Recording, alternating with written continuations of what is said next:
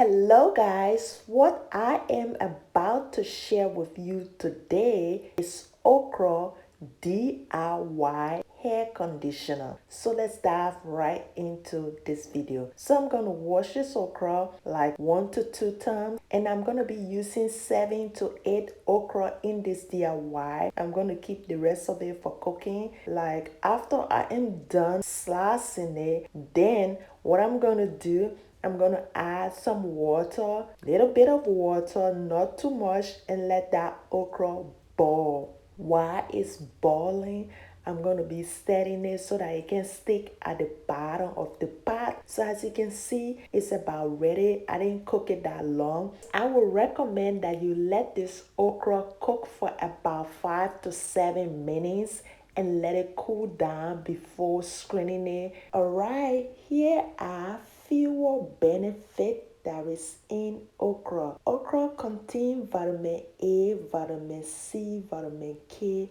which has potassium and calcium, which helps to promote healthy hair growth and also remove dandruff from the scalp. So these two product mucus is like really amazing to soften the natural hair. That's why I really love using aloe vera gel and okra. I am just showing you how slimy and gooey it's looking like. I am going to add in some fresh aloe vera gel. Then I will add in some lavender oil and add in some rosemary oil drop. Yes guys, I will just mix the both of it and I'm going to put it on my hair. Apply this DIY hair conditioner styling gel on my natural hair. Sometimes I will rinse it out and other time I don't. Anyway, this is an old video of me making okra.